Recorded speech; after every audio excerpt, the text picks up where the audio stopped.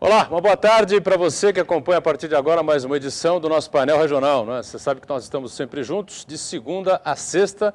Você confere e acompanha com a gente as personalidades da região e do Brasil, passando aqui pelas bancadas do programa e debatendo, discutindo, aprofundando os temas que fazem a pauta aqui da nossa região da Baixada Santista e, claro, os assuntos de interesse nacional também. Sempre a partir da 1h30 da tarde, programa ao vivo e como a reprise também de segunda a sexta às 20 horas, às 8 da noite, portanto. E como você está se acostumando, ou já se acostumou, nos finais de semana a gente também se encontra. Nos sábados, uma edição às 3 da tarde e aos domingos uma outra edição do painel regional às 17 horas, 5 da tarde, portanto. Eu aproveito já para apresentar aqui os convidados desta edição do painel regional. Estou aqui à minha esquerda, né, com o Dr. Ayrton Cinto, advogado, militante partidário também, político na cidade de Guarujá. Ao lado dele o nosso Heraldo José dos Santos. E aqui à minha direita, presença sempre importante no painel regional, o Dr. Francisco Pacilo. Lembrando que o telefone é sempre o 3014-5281. Você liga, participa, envia sua pergunta, o seu comentário, a sua opinião sobre os assuntos, sobre os temas que a gente coloca em debate aqui no programa. Pelo nosso espaço nas redes sociais, o facebook.com/painel regional TV, você também tem a oportunidade de participar com a gente, enviando aí a sua mensagem, tá certo? E eu aproveito para destacar aqui, como a gente faz habitualmente, não é?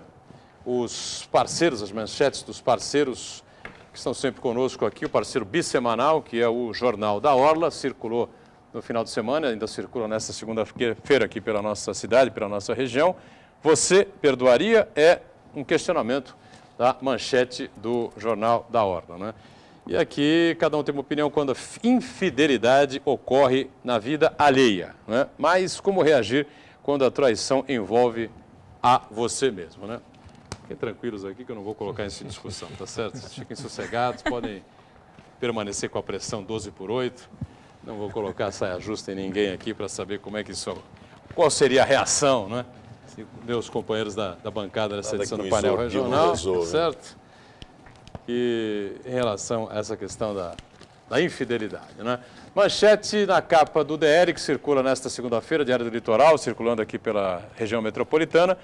Taxas afetarão Santos e Praia Grande. Os dois municípios serão os mais atingidos pela alta de juros da Caixa, por terem os imóveis mais caros. Eu repasso aqui o Diário do Litoral, também aqui ao Ayrton Cinto, lá para o Heraldo José também, e, claro, o Francisco Pacilo recebe também a edição desta segunda-feira do DL. E a gente tem ainda aqui o Metropolitano, jornal que circula preferencialmente na cidade de Guarujá, que traz aqui também a capa, a manchete, Guarujá Previdência, né?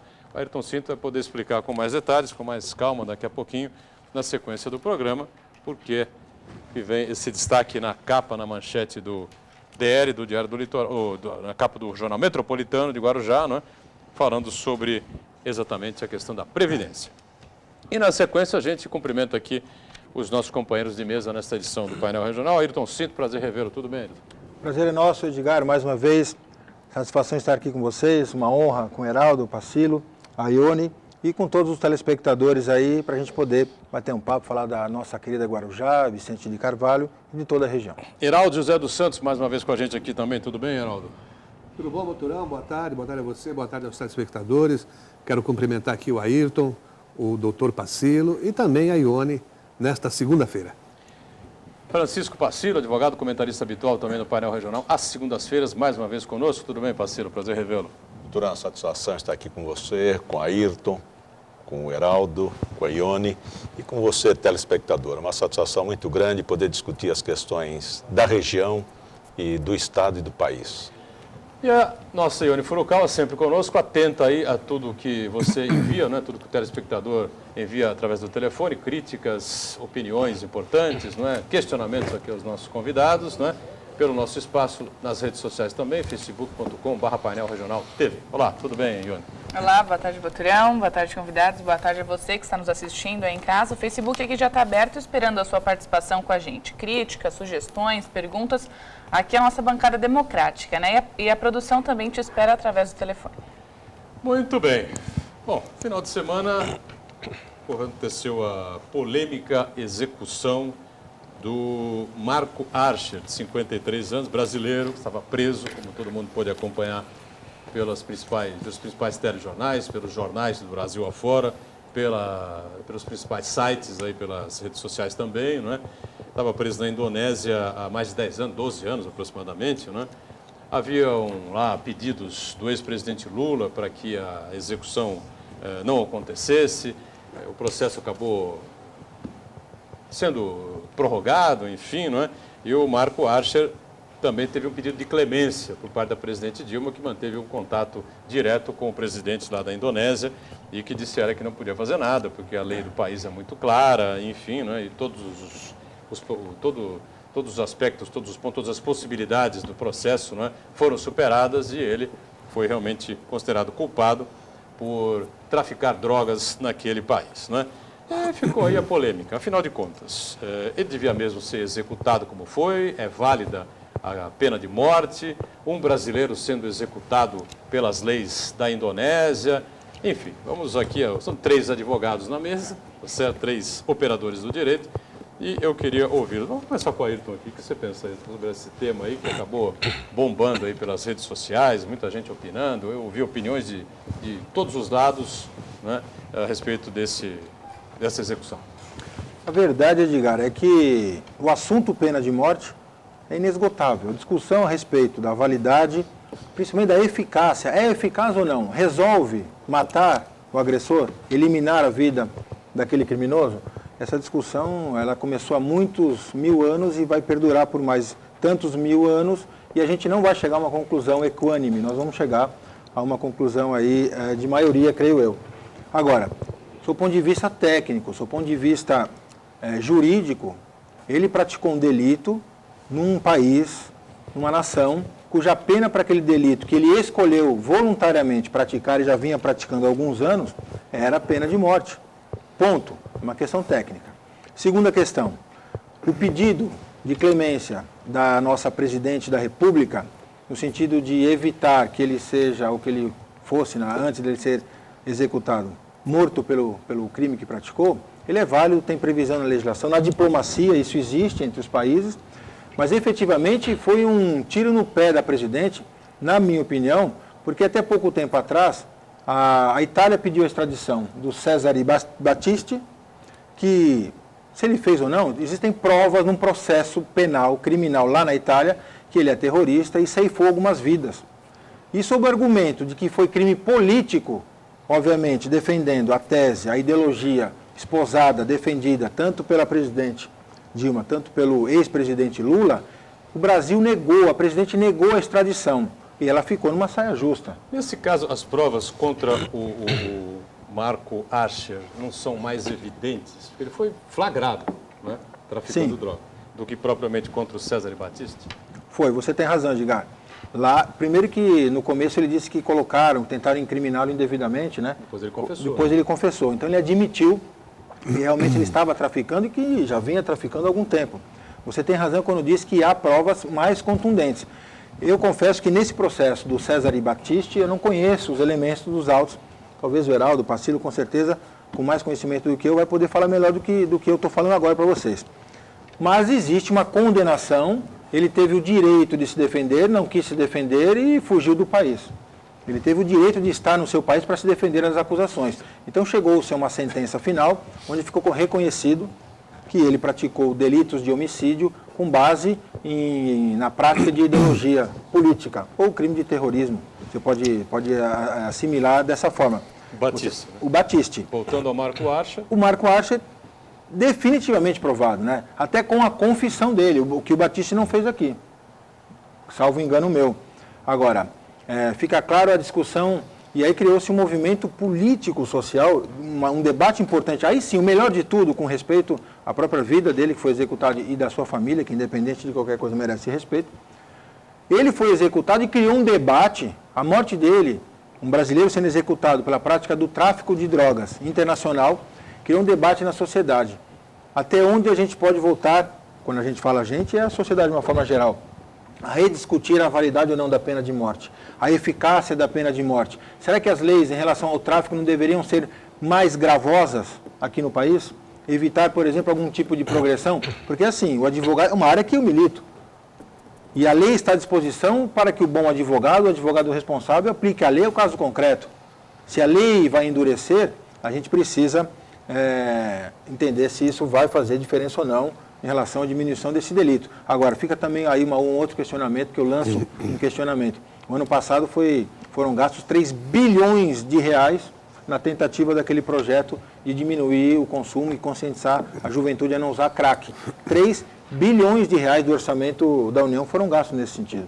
Então, quando a gente fala de tráfico do uso de droga, a gente precisa ampliar o debate porque ele alcança diversas situações, principalmente a questão da mazela social. Porque é verdade, sim, que o menino começa lá na biqueira, lá na boca de fumo, a vender droga porque não tem a mínima perspectiva de fazer um curso técnico e de conseguir um emprego para poder ajudar sua mãe ou formar sua família. Quando todos tiverem essa opção, todos tiverem essa possibilidade de dirigir, de criar a sua família com esse sustento economicamente lícito, aí a gente vai poder cobrar com muito mais veemência quem escorregar, quem trilhar o caminho do crime. Francisco Passilo, o que pensa a respeito desse caso, a respeito desse assunto? Lembrando que a presidente Dilma Rousseff esperou até os 45 do segundo tempo, né, acreditando que a execução não seria efetivada. Acabou acontecendo realmente ontem por volta de 3h30, 4 horas da tarde, não é? O Marco Archer foi realmente executado e com isso ela chamou o embaixador brasileiro na Indonésia de volta, né? Não sei o que vai acontecer, que outro tipo de situação pode ser criada entre Brasil e Indonésia a respeito desse caso. Eu queria ouvi-lo também sobre este tema polêmico. Boturão, eu entendo que ela foi infeliz, primeiro de chamar o embaixador, depois de pedir clemência. Você falou também no Lula, mas parece que ele estava traficando o quê? Cocaína, alguma coisa? Não era cachaça. Não, cocaína. Então, droga, tá lá, então, não sei por que o Lula entrou e pediu clemência também. Vê bem, houve uma contradição entre a não extradição do César Battisti e ela pedindo a clemência, né? Mostra assim um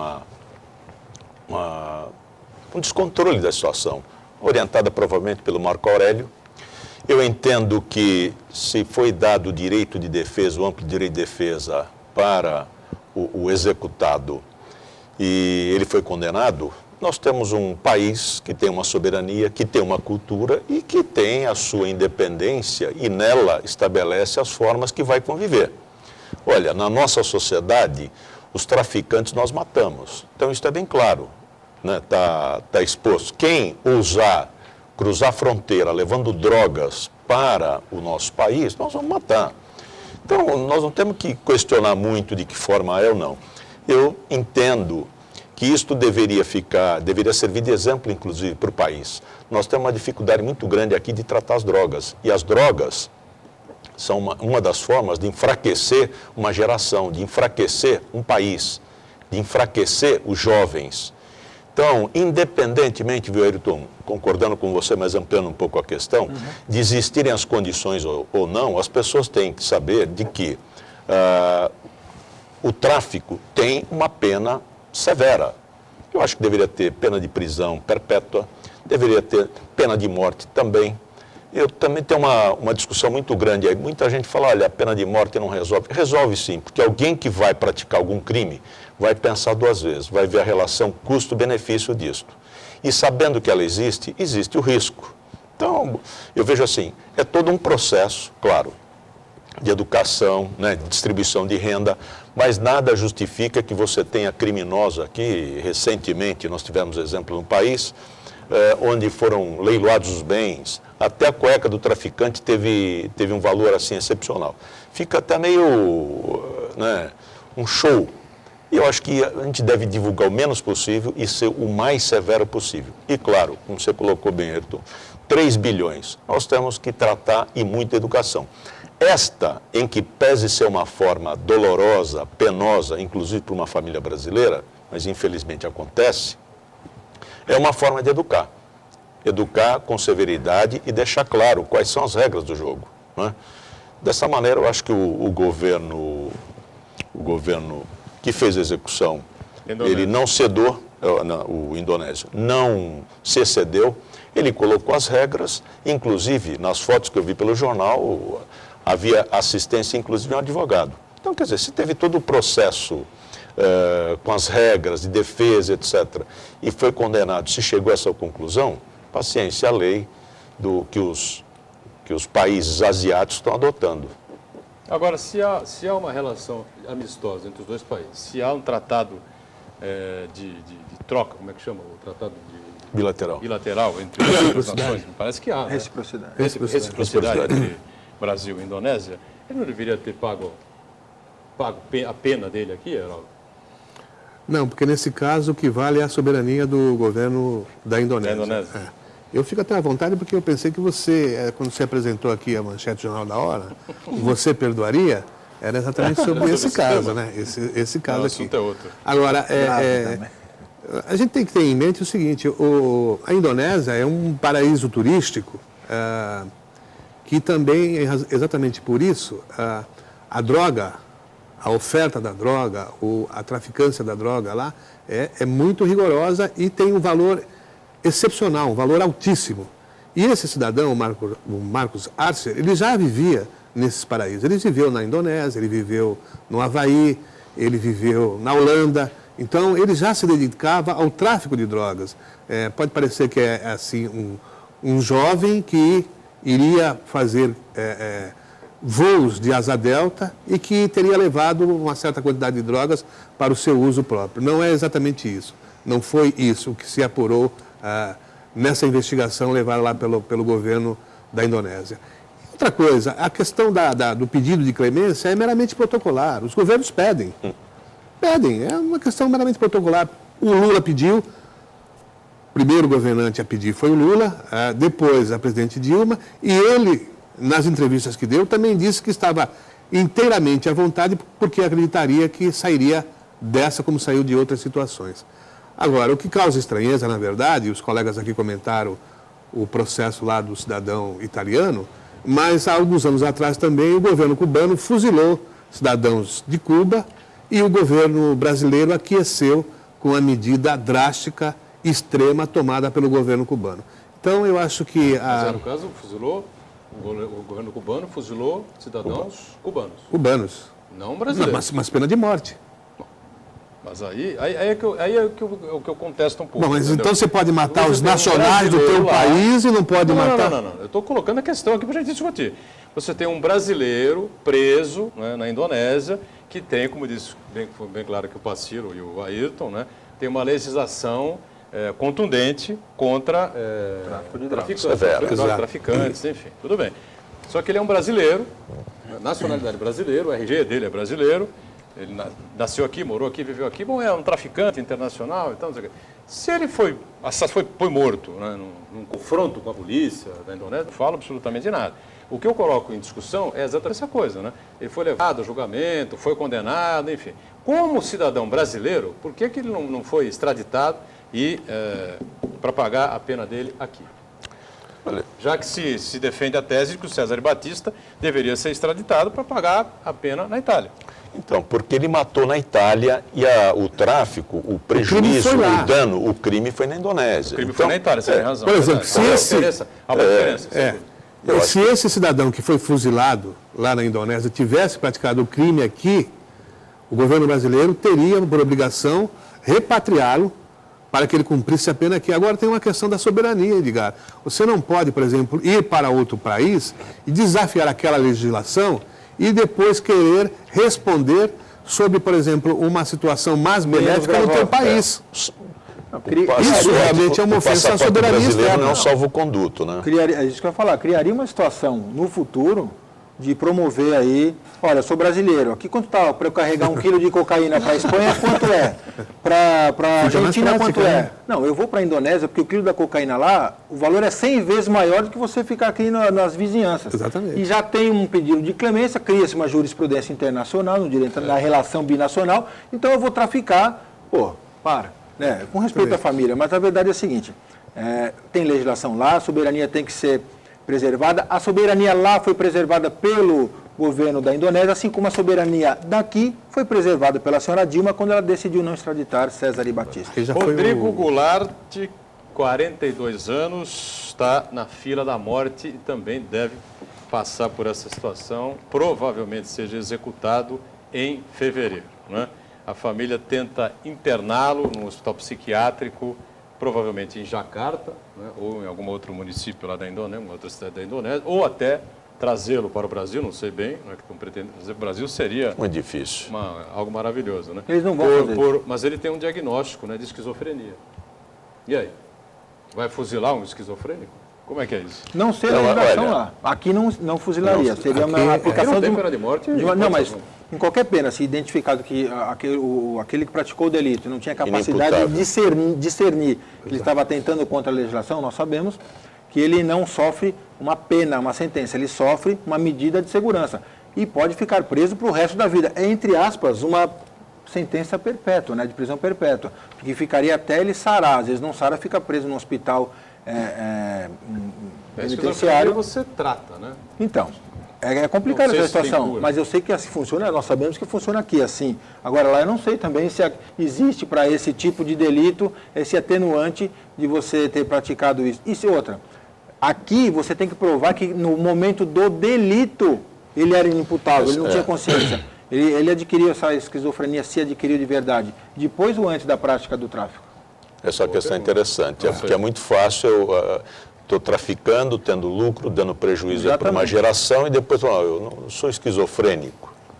Aí Fica muito fácil, fácil, né? Normalmente é a saída que se alega. Você lembrou com muita propriedade. Se na oportunidade do delito ele realmente tinha condições. Ou seja, pelo jeito, pelo andar da carruagem, Vai rodar. Vai para paredão mesmo, vai para paredão. Vai. E é curioso, né? Porque E não é ficam, não sei se vocês acompanharam, ficam 12 soldados na tropa de elite da Indonésia, posicionados, e um cidadão, um comandante da tropa, com uma espada na mão, né?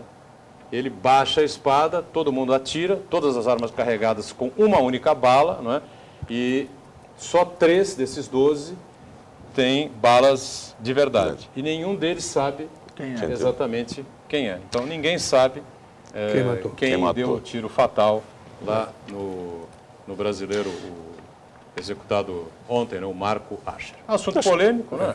Eu acho que é podemos- interessante, não, é uma forma de você realmente, o Estado cumprir o seu papel, cumprir a lei, e o cidadão que está agindo em função do Estado não criar um problema de ordem psicológica, Exatamente. etc. Acho que o intuito é esse. Tem gente perguntando aí, Ione, questionando? Bastante. A gente vai para o rápido intervalo então e já volta com a Ione questionando aqui os nossos convidados, porque o tema realmente é curioso e é polêmico, né? Pena de morte resolve alguma coisa? Não resolve coisa nenhuma? Eu tenho uma opinião formada, mas deixa aqui para o pessoal passar deles aqui, né? Já que eu estou em minoria ampla, total e absoluta neste momento.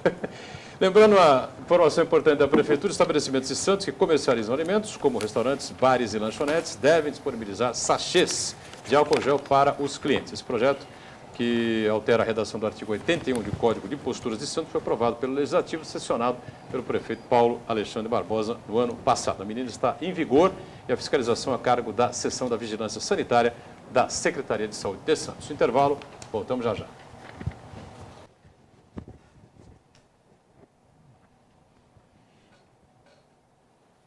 Muito bem, voltamos ao segundo bloco desta edição do Painel Regional. Você conferindo com a gente as participações sempre importantes do advogado Ayrton Cinto, aqui à minha esquerda, ao lado do Heraldo José, e aqui à direita o nosso Francisco Pacilo e a Ione Furukawa, que vem na sequência com algumas perguntas, considerações dos telespectadores, pelo 3014-5281 ou pelo nosso espaço, pelas redes sociais, facebook.com/Painel Regional TV. Ione, pois não.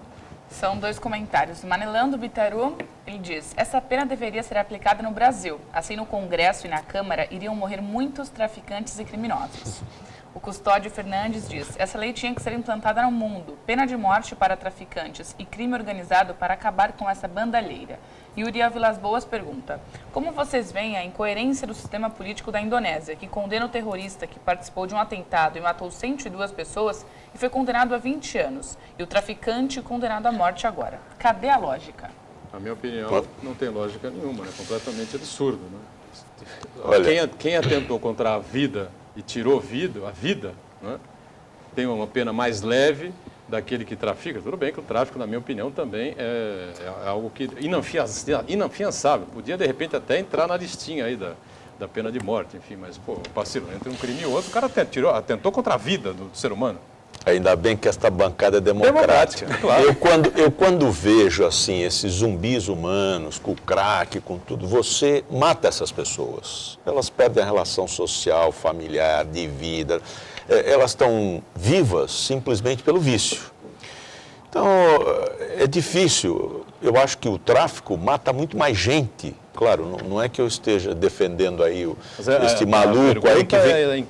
A incoerência... Eu não vejo tanta incoerência, porque não, olha, aquela matou 20, matou 102, resolveu, acabou lá os 102. O tráfico é um negócio que é permanente, ele fragiliza uma geração de uma nação. Eu acho, inclusive, que politicamente se estimula o tráfico para fragilizar as instituições. Então, o tráfico, permanentemente, né, que ele fez um atentado, matou 102, é uma insanidade também. Agora, esta não, você está tirando lucro, né, com essas pessoas que estão mortas e só estão vivas, né, biologicamente. Mas a mente está morta, tudo. Ela é um farrapo humano. Então, o sofrimento é maior. Eu vejo que existe, viu, Uriel, uma certa lógica. Eu acho que o crime do tráfico, ele é bem mais perverso do que o crime, né, do que o terrorismo. Ou então, no mínimo, são iguais.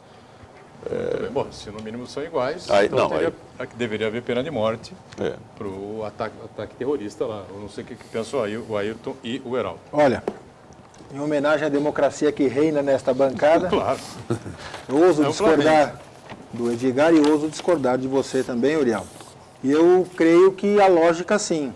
Não há lógica quando a gente olha com a nossa lente da nossa lógica, com a nossa criação, com a nossa formação institucional e jurídica. Para a gente não há lógica, para eles há lógica. Se você perguntar, Uriel, se há lógica lá na Indonésia de que o tráfico aqui começa com uma pena de 5 anos e depois de 2/5 de cumprimento dessa pena, ou seja, depois de 2 anos, ele aumenta aí a sua possibilidade de sair porque ele progride no regime, se é justo ou não interessa, está na nossa lei. Se você contar isso aqui lá para o homem lá da Indonésia lá, eles vão falar assim, esse país, nosso país não tem lógica. Então a gente tem que olhar sobre 2 aspectos. E mais, até também concordando com o Pacilo e aumentando aí o argumento. Não é só o usuário, o drogadito, o dependente químico que morre. A família e os amigos morrem juntos. Eu tenho certeza que tem uma mãe que está assistindo a gente, um pai, uma avó, uma tia, ou um amigo ou um vizinho de alguém que está pelejando há meses ou há anos porque tem um adolescente, um jovem, às vezes até um pai, uma mãe, drogadito, dependente químico. Então, a gente precisa alargar essa discussão. É importante a questão da pena, da punibilidade, mas aqui nesse país, no Brasil, a questão da droga ilícita, ela é muito mais abrangente, ou a discussão deve ser muito mais abrangente, porque não é um caso de polícia. Na Indonésia, droga é um caso de polícia. No Brasil não é um caso de polícia, é um caso de polícia, é um caso de saúde pública e um caso de caos social. Eu acho que a gente tem que ampliar o debate por aí e pedindo a licença e já me desculpando do Boturão e do Uriel. Desculpando? Ao discordar, pedindo a permissa, a licença para poder discordar. A bancada aqui, o programa está aqui para isso. Mas existe lógica sim. Muito bem. Heraldo, quer completar? Eu também vou por essa linha do Ayrton, porque é difícil a gente analisar sob o ponto de vista do povo da Indonésia. Eles têm os critérios dele. Agora, o Brasil também, o Uriel sabe disso, o Uriel é advogado, nós temos também as nossas discrepâncias legais. Você matar no trânsito, a sua pena é de 3 anos. Atropelou alguém, matou, 3 anos. E o tráfico é punido com 5 anos de cadeia. Então, o que é pior? Você pode matar no trânsito, você vai cumprir 3 anos. 3 anos você não fica na cadeia. O tráfico, se for pego aí com 5, 10 cápsulas aí de cocaína, você vai cumprir uma pena de 5 anos. Então, a incoerência também existe. Você matar traficante é aquela coisa, né? Você só pega peixe pequeno. Não que eu seja favorável. Eu acho que pena de morte, se você for realmente estudar a pena de morte, discutir a pena de morte, acho que o colarinho branco devia entrar nisso, sequestrador, não sei, traficante, terrorista. Acho que essas classes aí... Posso fazer uma consideração? Poderiam ser listadas como passíveis de pena de morte, que não me agrada muito. Sinceramente, nunca fui muito dessa linha, não. Mas o problema do Brasil é que Que traficante que se pega no Brasil? Você não O cara acaba da com o traficante esquina... matando. Eu acho que o Botorão levantou uma questão interessantíssima. É só o peixe Você vai- pequeno, só o porque peixe o pequeno. tráfico financia muita coisa. Então. Financia a construção, financia a empresa, financia tudo. E a gente sabe, de uma certa maneira, é hipócrita, né? Porque dependendo da situação, a empresa não tem condições, de repente estoura de dinheiro, né? Existe todo um mercado que se vale desse dinheiro sujo. E está aí o Ministério Público que devia avaliar mais, investigar, Receita Federal, cruzar informações, tendo como objeto exatamente isto, né? Este dinheiro sujo que ele é internalizado, ou dentro do país ele é legalizado, ele é utilizado, é auferido na margem, né, na marginalidade, e depois é colocado no sistema legalmente. Eu acho que falta inteligência para combater o tráfico, senão o Boturão falou com muita propriedade, e até frustrante para nós aqui, pô, só pega peixe pequeno. Mas o grande traficante está se valendo aí, né? Iate, barco, avião, jatinho, etc. Então nós temos que ampliar a inteligência para combater o tráfico. O grande traficante tem CNPJ, tem mandato na Câmara. Também. Claro. Alguns, né? Alguns, não estou generalizando, mas existem alguns que sim. Então agora eu concordo com Então, o Edgar. Não é matando, eliminando a vida do traficante que você acaba com o tráfico. Você tem que trabalhar a questão do usuário. Você tem que diminuir o consumo. E aí entra numa outra discussão que é também interminável. Libera ou não libera a maconha?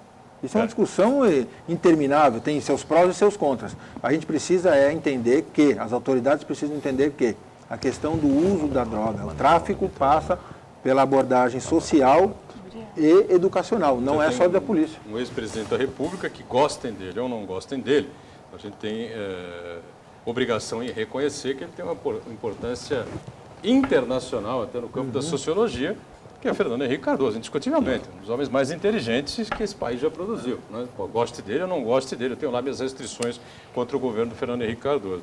Agora, ele defende essa questão da liberação da maconha. liberação. Diga aí, Heraldo. Não, eu acho que a gente também não pode perder de vista esse cidadão que foi morto na Indonésia, não era um pequeno traficante. Tanto que ele, essa operação que ele ia fazer, cotada em 3,5 milhões de dólares. Quer dizer, não é sabe, uma biqueira. Não é peixe No pequeno, Brasil, não. de maneira geral, só se pega o peixinho pequeno. Né? Sim. Nunca se chega Mas nem no intermediário, no meio termo, assim. Diga aí, Não Ione, chega, pois não, como é não que estamos aí de participações? Tem mais uma do José Roberto da Vila Tupi. No nosso país já existe pena de morte, sim. Há 2 anos, meu filho foi morto com um tiro na testa por ser segurança. E nunca sequer deu um tiro. Quem falar que não existe pena de morte, tem sim. Por ser segurança. Exatamente. Trabalhava como segurança e acabou sendo atingido com um tiro. A gente lamenta profundamente o que aconteceu ao seu filho, né? Mais uma violência. Olha, essa é uma discussão interminável, né? Infelizmente, né? A gente tem que seguir em frente, tratar de outros temas aqui no programa também, mas agora fica essa situação do Rodrigo Goulart, né? De 42 anos, que é o próximo na sequência, né? E que também foi pego como traficando drogas, surfista, né? Pranchas de drogas guardadas, escondidas nas pranchas de surf, e acabou sendo preso também na Indonésia. Fica aqui o alerta, você é traficante, não vá para a Indonésia, você vai quebrar a cara, vai se dar mal, tá certo? Tá vendo aí? Infelizmente no Brasil, a gente... Pode ficar à vontade. No Brasil fica à vontade, gente. gente. Só você andar na praia, aí na hora da praia, depois das 4 horas da tarde, vontade, 4h30, o pessoal fuma maconha ali perto do mar, beleza, lamentavelmente, né? Infelizmente não temos uma política para isso com seriedade no país. Ô Ayrton Cinto, nós recebemos aqui, não foi, Ione? Gravamos o programa na semana passada, que foi ao ar ontem, né? Exatamente. Aqui no Santa Cecília TV por volta das 17 horas, 5 da tarde, com os irmãos Melo, né? 2 jovens, um com 17 e outro com 14 anos, que são praticantes, né? E são destaques do karatê em outras artes marciais, né? E, aliás, eles disputam vários campeonatos, torneios aí pelo Brasil afora e até no exterior, como disputaram na Argentina, trouxeram aqui, a mãe deles trouxe as medalhas, ela que treina com eles, enfim, né? E orienta os dois, enfim, há bastante tempo. E eles são de Guarujá, né? Cidade onde você atua, enfim, onde você faz política. E a mãe deles reclamou aqui, né, muito seriamente, da falta de apoio por parte da Prefeitura de Guarujá para esses 2 meninos. Por exemplo, eles vão para uma competição importante, um Pan-Americano, se não estou enganado. Sul-americano. Sul-americano? Se não me engano, é sul-americano. Acho que é Pan-americano. Pan-americano, não sei. De artes marciais, que acontece agora, começo de fevereiro, me parece, né, Ione? Começo de fevereiro em Assunção, capital do Paraguai. E por falta de recursos, né, eles terão que viajar 50 horas aí de ônibus para chegar em Assunção em cima da hora do evento, em cima da hora da competição, descer do ônibus Pacilo e ir direto lá para os ginásio de esportes, fazer o aquecimento e entrar no tatame para lutar, né? Então, eu não sei qual é a tua posição com relação a isso, me parece que você já teve aí até um encontro com a mãe dos meninos, com eles. Você tem uma opinião formada sobre isso, né? Eu tenho duas opiniões, né, e contraditórias. Eu fico muito feliz, né, de poder ver. Primeiro que a Vilma, além de mãe dos meninos, ela é treinadora, né? Então ela é mãe e treinadora dos meninos, uma batalhadora. Eu fui procurado por ela recentemente e ela me passou toda essa questão. Eu estou tomando pé dessa omissão lamentável. Aí vai meu outro sentimento, que aí sim de tristeza e de indignação. Como que uma cidade, como Guarujá ou qualquer outra, tem como seus filhos, né, como pessoas da sua raiz, meninos brilhantes, a quem eu declino aí meu reconhecimento do trabalho, os irmãos Melo, a equipe Melo, que são vice-campeões mundiais na sua categoria do Karatê, campeões sul-americanos, brasileiros, paulistas, eles levam e elevam, ou deveriam elevar o nome da cidade do Guarujá pelo mundo inteiro. E a Prefeitura do Guarujá, através da Secretaria de Esportes, dá as costas para isso. Eu não posso falar muito mais do que isso. Quem tem que falar sobre isso é a Prefeitura do Guarujá e quem é responsável pela Secretaria de Esportes. Mas eu posso sim tentar ajudar como eu me comprometi a ajudar. Não sei se vou ter êxito, estou com dois advogados aqui muito mais capacitados e experientes do que eu, vou até trocar uma ideia sobre isso. Mas estou estudando e em breve vou patrocinar, Edgar, uma ação de obrigação de fazer contra a Prefeitura do Guarujá com base num artigo da Constituição Federal, o artigo 217, que diz que é obrigação do Estado fomentar a prática esportiva, principalmente no cunho social e educativo, mas também em relação ao esporte de alto desempenho, que é o caso dos meninos. Vamos ver o que o Poder Judiciário vai fazer. Espero que a Prefeitura do Guarujá se envergonhe desta omissão e tome uma atitude antes dessa ação ir para o fórum ou antes do juiz decidir alguma coisa. Porque eu fico assim, absolutamente indignado saber que nós temos pérolas, nós temos esses meninos que poderiam e deveriam, em um dia que vão elevar o nome da cidade aí pelo mundo inteiro por bons motivos, não por maus motivos, como tem acontecido infelizmente no Guarujá, e a Prefeitura do Guarujá dá as costas literalmente para esses atletas de alto desempenho. Então, na sequência, podem, inclusive, se tornar referências, né? Não, e não só do seu ponto de vista pessoal deles, não só para a cidade, exatamente. Depois, daqui a alguns anos, novas gerações. E o esporte é uma ferramenta, nós sabemos, absolutamente eficaz, principalmente em uma cidade pobre como Guarujá, carente como Guarujá, de uma forma geral. 100 mil pessoas moram em favela, 1/3 da população ou mora em morro, favela ou área sem regularização fundiária. O esporte é ferramenta importantíssima de inclusão social. Esses meninos estourando no mundo, pode trazer patrocínio, eu tenho certeza que o Estado apoia, a União apoia, a iniciativa privada apoia e, infelizmente, para a Prefeitura do Guarujá, para a Secretaria de Esportes, esses meninos não são nada. Mas para nós são, e para a cidade do Guarujá também vai ser, se Deus quiser.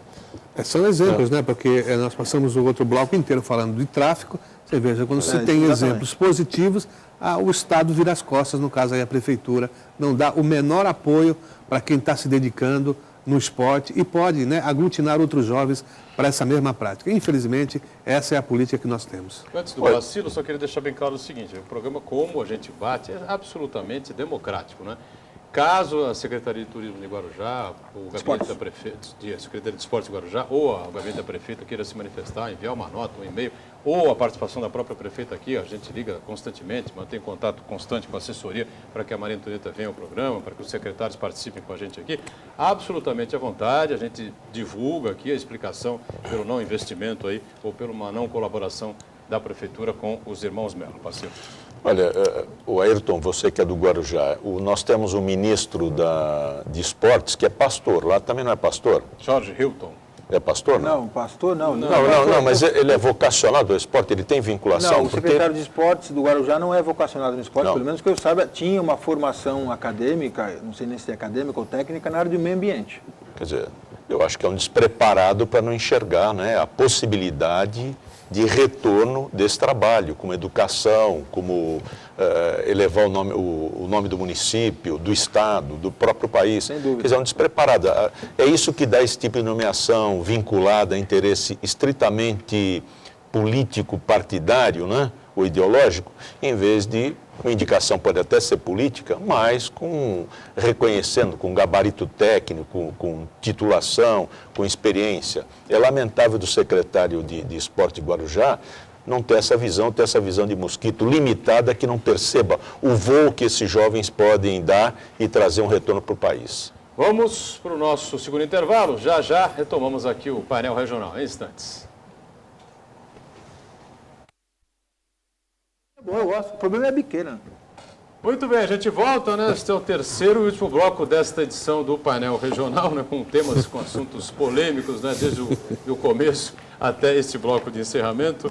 E aqui à esquerda você está acompanhando a presença do Ayrton Cinto, ao lado do Heraldo José dos Santos, nosso Francisco Parceiro também comigo aqui, e a Ione Furukawa com participações pelas redes sociais, perguntas, é isso, Ione? Exatamente. Ainda sobre o tema do bloco anterior, né? Gustavo Maciel, ele pergunta, tem leis muito duras e severas aqui no Brasil. O que poderia ser feito sobre essa questão das drogas? Deveria ter grupos de apoio? Eu acho que é preciso tomarmos medidas. Quais seriam elas? Quais os projetos, na opinião dos nossos advogados? Olha, a coisa está tão enraizada aí na sociedade que eu, sinceramente, não sei nem por onde começar. Você tem ideia, Pacílio? Olha, eu acho que educação acima de qualquer coisa. E realmente elevar formar uma novas gerações antidrogas. É isso? Antidrogas. O esporte, por exemplo, a prefeita do Guarujá não prestigia o esporte, quer dizer, está prestigiando a droga, ou se não está se omitindo, está muito próximo. Eu entendo que uma geração que se prestigie o esporte, que se eduque e que as leis sejam mais severas em relação ao tráfico. É isso aí. É isso. Assina embaixo que o Pacílio falou. Tenho certeza que é isso que vai falar o Heraldo. Educação. A base. Começa pela educação. Criar uma geração antidrogas. Através da maciça informação do que é a droga e de que pode levar. A droga só vai levar a dois lugares. A você gastar dinheiro com advogado, mas você vai estar preso e depois morrer. É isso. Então, é preciso educação. Precisa entender, como disse ali o nosso telespectador, que não é uma questão de polícia somente, é uma questão de educação, uma questão social que vai passar. Eu tenho uma tese assim específica em relação a isso, do primeiro emprego do jovem. Quando a gente conseguir colocar o jovem, pelo menos a opção para que ele possa fazer um curso técnico e galgar aí um caminho para poder se sustentar e formar sua família, e mesmo assim, com essa opção, ele preferir o caminho do crime e da droga, aí tem que aumentar, sim, até a punibilidade. Enquanto isso não dá, a gente tem que fazer uma mescla aí de soluções e a repressão tem que continuar e a gente não pode abrir mão de sempre estar informando. Hoje o debate aqui é muito importante para isso. Ione, pois não. A pergunta da Carmen do Embaré. Eu discordo quando falamos que o Brasil apenas captura os peixes pequenos. Estão presos grandes traficantes, como Marcola, Fernando Beiramar. A grande questão é eles, dentro do presídio, continuam articulando o tráfico. Pois é, estão presos pelo não mútuo, né? Estão presos, enjaulados, lá, não saem na rua, enfim. Mas continuam controlando a situação, né, Heraldo? É verdade, são dois grandes chefões, né? Marcola do PCC, que criou, se expandiu fronteiras, já está até aqui no Mercosul já, e o Fernandinho Beiramar, que é do Comando Vermelho do Rio de Janeiro. Olha só, se tivesse a pena de morte, acabava esse problema, pelo menos interromper em relação a esses dois. Exatamente. E em relação ao telespectador anterior, eu acho que o ataque a essa questão da droga tem que ser dúplice. Endurecer realmente o tratamento das penas e também fomentar a educação na base. Se não houver isso, a gente vai estar falando isso aqui anos e anos seguidos. É verdade. Eu vou repetir aqui a manchete, pegar para ter um close novamente aqui na manchete do Metropolitano, que o Ayrton gentilmente nos traz aqui, é mais um jornal parceiro nosso aqui também do painel, né? Guarujá Previdência. Eu queria que o Ayrton explicasse aqui, né? Por que saiu esta manchete, o que está acontecendo de importante lá com os funcionários públicos do município de Guarujá, o Ayrton Cinto. Antes de mais nada, agradecer ao nosso amigo, o professor Betinho, que aí nos ajuda aí com toda a capacidade que ele tem de organizar aí mais um jornal para falar a verdade na cidade do Guarujá e também na região. Então, um grande abraço para você, professor Betinho. Esta manchete aqui, Boturão, Guarujá Previdência, funcionários públicos de Guarujá merecem respeito. eu comento essa manchete aqui na página 9, você percebe que hoje a situação da Previdência no Guarujá em relação ao funcionário público, ela estava claudicando, ela estava vacilando na sua condução, na sua direção. Por quê? Para o telespectador entender. Há pouco mais de um ano mudou o regime jurídico que liga o funcionário público à Prefeitura do Guarujá. Era estatutário, houve ampla divulgação, isso é uma verdade que a gente precisa reconhecer, foi bem feito, a divulgação com audiências públicas, o funcionário público foi informado qual seria o melhor caminho para ele, se mudava o regime, se saía do regime seletista e passaria, era seletista, passaria para o regime estatutário, houve votação e a maioria dos funcionários do Guarujá, funcionários públicos, funcionários e funcionárias, decidiram mudar o regime. Passaram para o estatutário, era seletista, era regime de empregado, passou para o estatutário. E aí, como passou para o estatutário, não tem mais INSS, CLT, INSS é aposentadoria. Estatutário tem que ter um regime de previdência especial. Aliás, o Pacílio sabe muito mais do que eu e o Heraldo também a respeito desse assunto. Só que eu fui procurado por muitos funcionários. Por quê? Porque estão em dúvida quanto à lisura de um procedimento, de uma lei, de um ofício, na verdade, que a Prefeitura do Guarujá enviou para a Câmara Municipal para mudar a formação da direção desse instituto, aspas, o INSS, o novo INSS, né, do funcionário público do Guarujá, porque essa direção, esse presidente, esse diretor, serão nomeados pelo Poder Executivo, de cargos que vão de 12, 13, 14 mil reais. Gente, pelo amor de Deus, tem que ter lisura, transparência. Senhores vereadores, prestem atenção. Poder Executivo do Guarujá, prestem atenção. Esse processo é um processo democrático. A direção do grupo, da entidade que vai proteger, vai administrar todo o patrimônio de quem vai se aposentar, de milhares de funcionários que vão se aposentar, deve estar à frente, deve estar nas mãos de pessoas eleitas pelos funcionários. Deve haver eleição para compor a direção do Instituto Guarujá Previdência. Então eu trago na matéria, na página 9, uma discussão a esse respeito. Está faltando transparência, está faltando lisura nesse processo e eu fico com uma dúvida e deixo ela no ar. Por que o interesse de criar cargos com valores, com salários tão altos e indicados pelo Poder Executivo? Será que é mais um cabide de emprego? Será que é mais uma presilha política, um cargo indicado, um cabo eleitoral pago com dinheiro do contribuinte do Guarujá? Mas você chegou a ver a proposta da administração? Cheguei. Ela prevê a indicação, a nomeação. É indicação. A parte diretora, haverá uma indicação, esse ofício que eu menciono aqui, de alguns membros, funcionários públicos de uma forma geral, mas a cabeça, vamos dizer assim, no português claro, quem vai dirigir, quem vai comandar, livre. Indicação direta, cargo comissionado, cargo de 10, 12, 13 mil reais por mês. Não precisa ser nem funcionário público. Não, eu creio que sim, creio que aí sim, precisa ser funcionário público. Aliás, boa pergunta, eu confesso a minha ignorância a respeito desse tema, da questão de ser obrigatório não ser funcionário. Livre nomeação não há necessidade. Então, livre nomeação, exatamente. A livre nomeação, ainda, Heraldo, que seja aberto para quem seja de fora, que possa ser um profissional, tudo bem, pode ser um profissional capacitado em gestão pública, conhecer de cálculo autorial, o que for.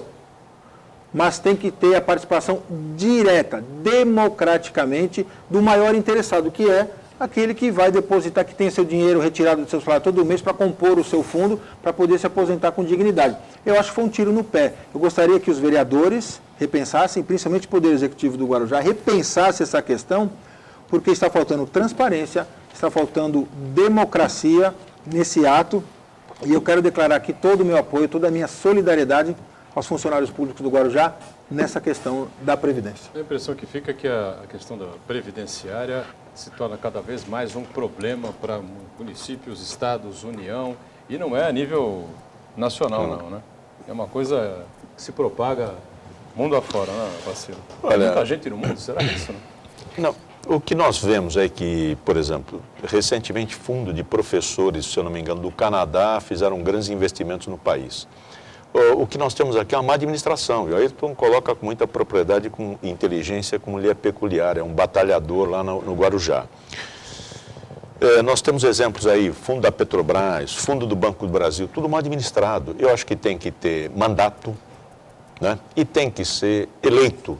Técnicos, etc., a gente arruma aí pessoas especializadas, pessoas que possam orientar devida e adequadamente. O que é importante é que quem está administrando tem direto interesse, que ele está participando, ele é um contribuinte, né?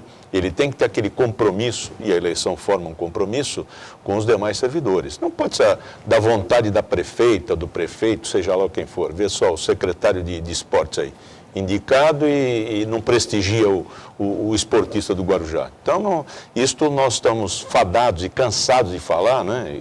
E na prática se constata, esse tipo de indicação dá no que dá, né? Dá no Petrolão, dá no... Então, indicação não é resultado.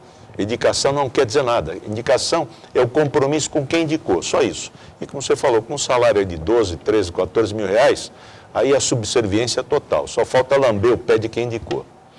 Muito bem. Perfeito. Por outro caminho, parece que a temporada de verão, com esse reforço policial, vai indo razoavelmente bem. Tivemos aqueles problemas todos na virada do ano, no feriado entre o Natal e o Ano Novo, na volta das pessoas, especialmente nas rodovias, né? Mas agora, com essa calmaria que a gente vê aqui, não temos o feriado de Réveillon, né? Próximo feriadão será o do Carnaval, e aí a gente não sabe o que vai acontecer. Esperamos que o policiamento nas estradas realmente estejam atentos, para que a gente não acompanhe, não seja obrigado a noticiar e fazer aqui novos programas, né, discutindo e debatendo as barbáries pelas rodovias que servem aqui a região. É verdade, vamos torcer para isso e uma nota boa, importante, vamos falar alguma coisa boa do Guarujá, né? Efetivamente, em relação à segurança, o ano de hoje, ou melhor, esse ano, hoje eu posso dizer que foi muito melhor do que o ano passado em matéria de segurança. Inclusive, nós falamos isso aqui sobre a cavalaria, né, que debelou uma tentativa de um arrastão enorme na enseada, que certamente seria o maior arrastão do Brasil inteiro. A cavalaria do Guarujá, essa semana, no sábado, eu me encontrei com um membro da cavalaria. Bati um papo lá com o policial militar e ele falou mesmo que foi uma atuação importante. Então eu quero reconhecer. Parabéns aí à Polícia Militar do Estado de São Paulo. No Guarujá especificamente não está o ideal, mas melhorou. É verdade. Espero que melhore mais ainda. A sensação de segurança no Guarujá melhorou bastante, a sensação. Por quê? Tem muito mais homens na rua. É isso que a gente precisa, aquilo que eu falo sempre. Puxando a sardinha lá para o Guarujá. O Guarujá tem um batalhão que serve 3 cidades. Precisa melhorar. E daqui a pouco nós estamos perdendo o nosso batalhão, o nosso destacamento de cavalaria. Nós estamos lutando para não perder. Porque Santos, com razão, e São Vicente estão tentando tirar a cavalaria de lá, parceiro. Está dizendo que Santos está a pé.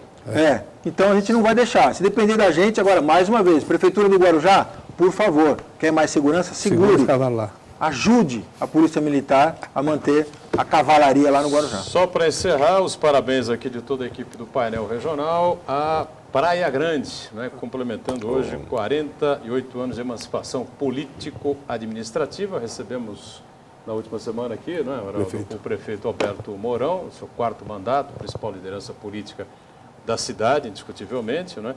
E uma das principais lideranças aqui de toda a nossa região metropolitana. Praia Grande, que é a cidade que mais cresce aqui na Baixada Santista. Parabéns, então, aos praia-grandenses, né? Ao prefeito, enfim, a todo mundo que colabora para que Praia Grande continue se desenvolvendo. Ayrton Cinto, foi um prazer recebê-lo, sucesso, até uma outra oportunidade. Obrigado ao Heraldo, sempre conosco, ao nosso parceiro, Ione Furukawa também atento às participações dos telespectadores. Obrigado a você, confere sempre o painel regional de segunda a sexta ao vivo, 1h30 da tarde, reprise 8 da noite, e nos finais de semana, painel regional sábados às 3 da tarde e no domingo às 5 da tarde. Obrigado, hein? Tchau.